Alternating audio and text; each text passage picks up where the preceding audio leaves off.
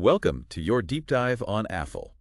Ready to explore the world of mobile advertising? Absolutely. It's a fascinating space, and Apple has carved out a really interesting niche for itself. Okay, so we know Apple is in the mobile advertising business, Mm. but for those who might not be familiar, what does that actually look like in action?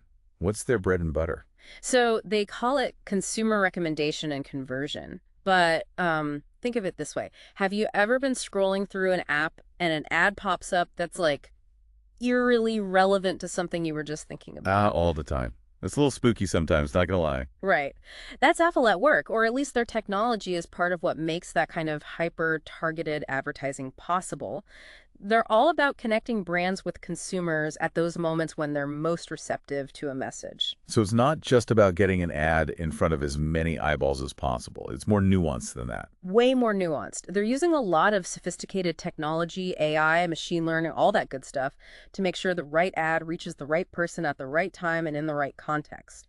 Okay, I'm starting to see how they're different from, say, just a basic banner ad on a website. This seems way more targeted. Exactly. They're focused on what they call conversions, not just views or clicks, but those moments when someone actually takes action because of an ad. Like they make a purchase, download an app, sign up for a service. It's like they're aiming for that sweet spot where advertising actually adds value to the user experience rather than just interrupting it. Exactly. Or at least that's the goal. It's a delicate balance to strike. Speaking of balance, we know the ad tech space is incredibly competitive. What are some of the things that set Affle apart? What's their secret sauce, so to speak? Well, one of their big differentiators is their focus on emerging markets. Think India, Southeast Asia, Latin America, places where mobile usage is absolutely exploding. So they're tapping into those markets where there's huge growth potential, while other companies are still battling it out in more established markets. Smart move. Very smart. In many of these emerging markets, mobile phones are the primary way people access the internet, so they're not just reaching a lot of people, they're reaching a lot of highly engaged people. So they're kind of ahead of the curve in that sense, anticipating where the next wave of internet users is coming from. Exactly. They're not just following trends, they're trying to stay one step ahead.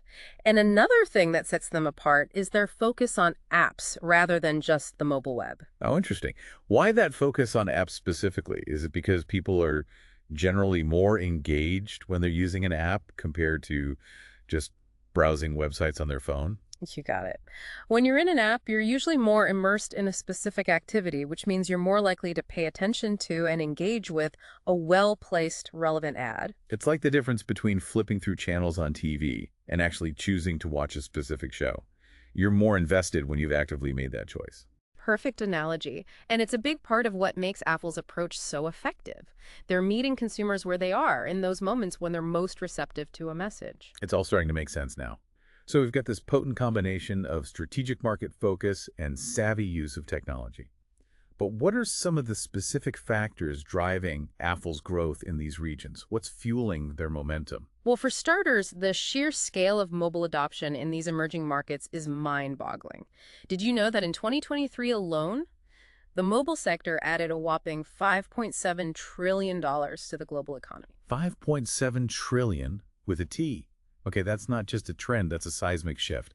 No wonder Affle is so bullish on mobile. Exactly. And it's only going to continue. But it's not just about smartphones and tablets either. They're also making big moves in the connected TV space, CTV for short. Right, because everyone's cutting the cord these days, ditching traditional cable for streaming services. Exactly. And where the viewers go, the advertising dollars follow. Affle is positioning itself to be a major player in this space. So they're basically following that same playbook, meeting consumers where they are, whether it's on their phones or their smart TVs. But the streaming landscape is so fragmented these days, with so many different services out there. How do they navigate that complexity? That's where their data and targeting expertise really comes into play. They're not just placing ads on CTV, they're building solutions that understand the entire consumer journey across multiple screens. They have something called Household Sync, which targets households, Engagement Sync to retarget users across devices, and even Offline Sync to connect with users in the physical world. Okay, hold on. You're losing me a bit with all these syncs. Break it down for me. What exactly do those mean? Okay, so imagine you're watching your favorite show on your smart TV, right? And an ad pops up for, I don't know, those noise-canceling headphones you've been thinking about. That's Household Sync. Later, you're on your phone, scrolling through social media, bam, you see another ad for those same headphones. That's engagement sync. And then maybe you're walking down the street and you pass a billboard, and guess what? Those headphones again. Offline sync. They're connecting the dots between the digital and physical worlds to create a seamless brand experience. Wow, that's next level stuff. It's like they're everywhere, but in a way that actually makes sense. But let's be real, it can't all be smooth sailing in the ad tech world, right? What are some of the challenges and risks Affle might encounter as they continue to grow? Well, like any business, they face their share of hurdles. One of the biggest, especially for an ad tech company, is data privacy. Consumers are becoming increasingly aware of how their data is collected and used, and rightly so. So there's a lot of scrutiny on how companies are handling that sensitive information. Especially with all the high-profile data breaches and privacy scandals we've seen in recent years, people are right to be concerned. Absolutely. And regulations are tightening around the world. So Affle has to be incredibly careful about how they're collecting, storing, and using user data. So how are they navigating this really complex and constantly evolving landscape? It's a constant balancing act. Transparency is key, being upfront about what data they collect and how they use it. And user consent is essential, giving people meaningful control over their own information. So it's not just about checking boxes for compliance. It's about building trust with their users.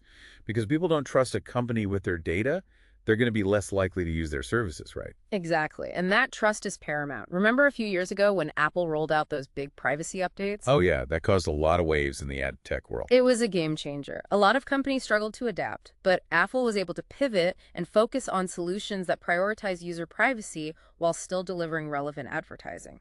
So they're not just talking the talk, they're actually walking the walk when it comes to privacy. Precisely. But of course, data privacy isn't their only challenge. They also have to contend with fierce competition. There are a lot of other players in the ad tech space, all vying for the same slice of the pie. Speaking of competition, Apple's been making some strategic acquisitions lately. It seems like they've been on a bit of a shopping spree. What's their strategy there? It's all about strengthening their position in the market and expanding their capabilities. Take their acquisition of AppNext, for instance. AppNext, refresh my memory. What was their specialty again? They were all about mobile app discovery, connecting users with apps they might like but maybe haven't heard of. By bringing AppNext into the fold, Affle gained access to a whole new network of potential users for their advertisers. So it was a way for them to widen their reach, tap into new markets and demographics. Exactly. And it wasn't just about the user base, it was also about the technology. AppNext had some really innovative tools and algorithms for app recommendations, which Affle could then integrate into their own platform. So it was a win-win. They got the users and the tech. Any other notable acquisitions we should be aware of? Oh, absolutely. They also acquired MediaSmart, a mobile advertising company based in Europe. Ah, so that was their play to gain a stronger foothold in the European market. You got it. MediaSmart had a really strong presence in Europe, so it was a strategic move to expand Affle's global reach. Plus, MediaSmart also had some unique ad formats and targeting capabilities that Affle could add to their arsenal.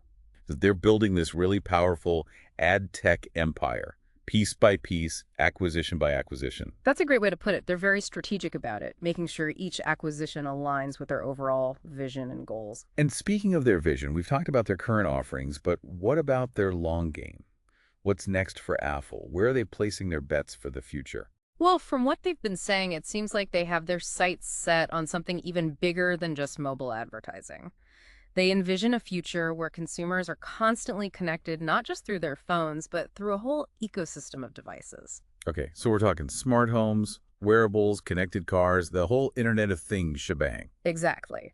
They're talking about this concept of a converged AI supply cloud, which might sound a bit like science fiction, but it basically means they're building a system that can deliver personalized ad experiences across that entire connected ecosystem. So no matter what device you're using, whether it's your phone, your watch, your fridge, they'll be able to reach you with those hyper-targeted ads. That's the idea. It's ambitious, to be sure, but knowing Affle, they're already hard at work trying to make it a reality.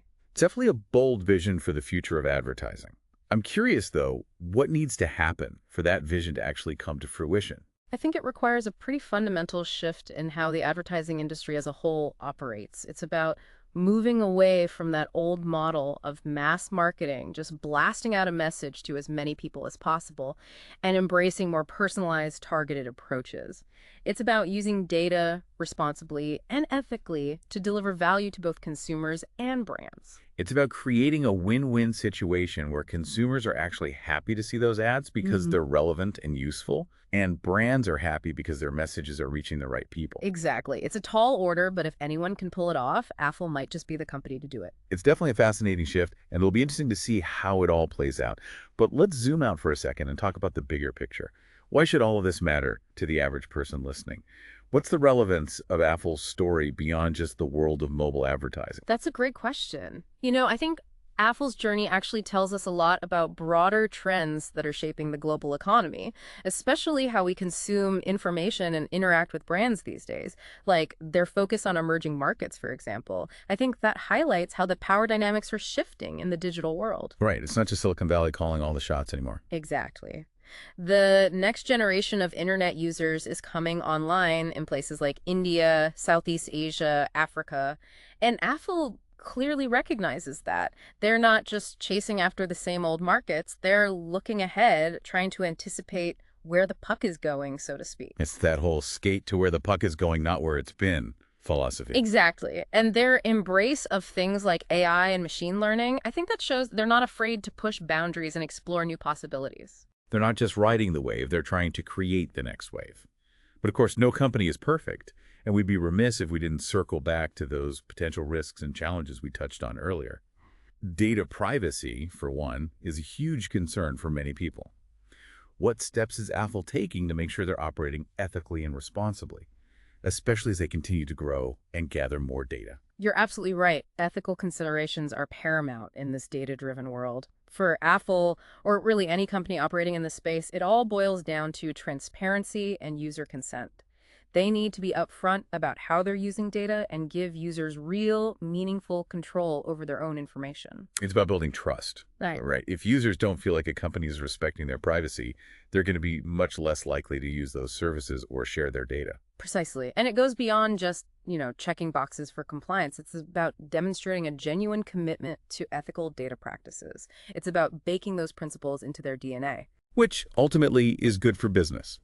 Trust is the foundation of any strong relationship, whether we're talking about brands and consumers or companies and their users. Couldn't agree more. And I think that's a really key takeaway from our deep dive into Affle innovation and growth need to go hand in hand with responsibility and ethical considerations. You can't have one without the other. It's a balancing act, for sure. Technology can be such a powerful force for good, but it also has the potential to be misused. It's up to companies like Affle, and really all of us, to make sure we're using these tools in a way that benefits society as a whole. It's a shared responsibility and one we should all take seriously. Absolutely.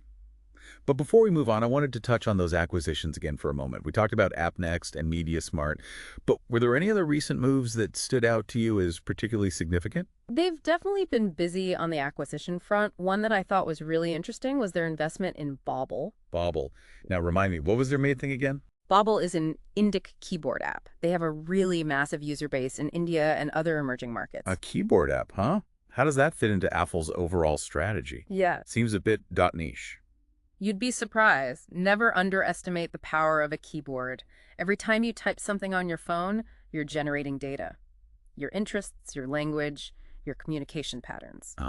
So it was another way for them to gather valuable consumer insights, which they could then use to further refine their targeting. Exactly. And Bobble's focus on Indic languages was a major plus, considering Affle's strategic emphasis on those rapidly growing markets. It was a way to tap into a vast and underserved user base. Always thinking a few steps ahead. But didn't that Bobble investment hit a bit of a snag? I vaguely recall something about them divesting. Good memory. You're right. Initially, Affle classified Bobble as an associate company, which meant they had a significant say in its operations. But then things shifted, and they eventually decided to classify their investment in Bobble as held for sale. Held for sale. Okay, that sounds a little ominous. What happened? Did they just lose interest in the keyboard game? Not quite. Remember how we were talking about Affle's management being very strategic and deliberate about their growth areas? Sometimes those plans need to be adjusted. Maybe the market changes, maybe a new opportunity presents itself. They have to be adaptable. So it sounds like they realized that Bobble wasn't the perfect fit anymore. It seems that way. In one of their recent annual reports, they mentioned that their board had approved a plan to either further invest in Bobble or divest entirely. They ultimately chose to divest, which suggests they saw more promising avenues for their resources. It's a good reminder that even the most well-thought-out plans sometimes need to be adjusted. But that's business, right? Especially in the fast-paced world of tech. Mm. Speaking of which, what does all of this tell us about where Affle is headed? Where are they placing their bets for the future? Well, they've made it pretty clear that they're looking beyond mobile. They're thinking bigger. Their vision is this future where consumers are constantly connected, not just through their smartphones, but through a whole ecosystem of devices. Right, we're talking smart homes, wearables, connected cars.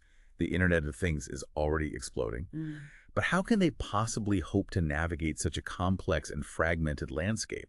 I mean, how do you even begin to wrangle all of those devices and platforms?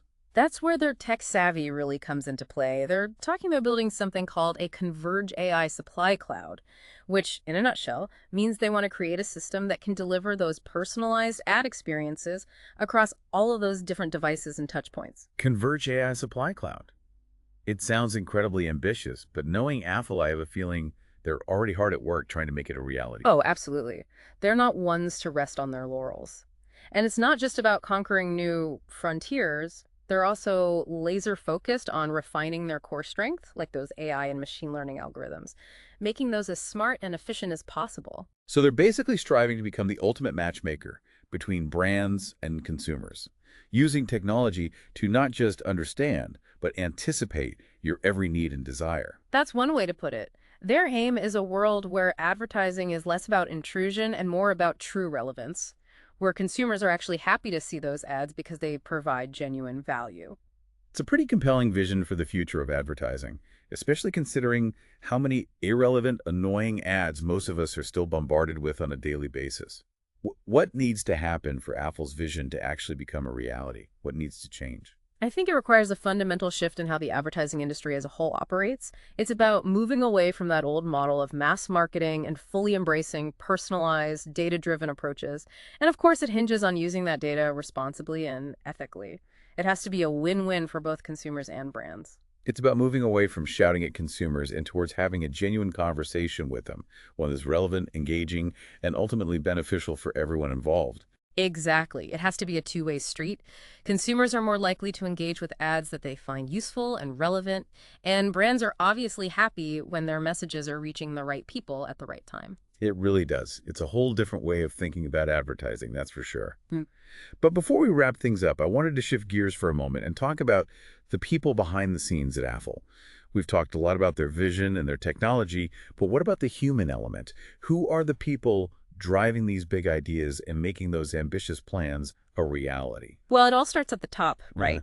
And Affle's leadership team is pretty impressive. They've got a really strong board of directors, a good mix of experienced executives from different backgrounds, tech, finance, marketing, you name it. So it's not just a bunch of yes men rubber stamping every decision. They've got people who are willing to challenge each other, make sure they're really considering all angles. Exactly. They seem to have a really good dynamic, a lot of healthy debate and discussion, and they're not afraid to bring in outside perspectives either. They have a few independent directors on the board who bring fresh eyes and unbiased opinions to the table. Checks and balance is always a good sign. But a company is more than just its board, no matter how stellar they are. What about the people on the ground, the ones actually building and executing these grand plans? What's Apple's approach to talent? They seem to really get that a company is only as good as its people. They've been very public about their commitment to building a diverse and inclusive workforce, which is so important these days, especially for a global company like Apple. They've got employees all over the world from all different backgrounds, bringing a ton of different perspectives and experiences to the table. You can't be a truly global company without a truly global team. But it's more than just ticking boxes, right? Are there any specific qualities or characteristics that Apple seems to prioritize when they're looking for new team members? Well, naturally, they want people who are passionate about technology, who are excited about innovation, because that's really at the core of what they do. But they also seem to place a high value on adaptability and a willingness to learn. Because the tech world moves so fast, you have to be comfortable with constant change. You can't be afraid to pivot or try new things. It's all about being a lifelong learner, right? Yeah. Especially in tech. But it's not enough to just attract great talent. You have to create an environment where those people can do their best work. What's the culture like at Affle? From everything I've read and heard, they seem to have a very collaborative and entrepreneurial spirit.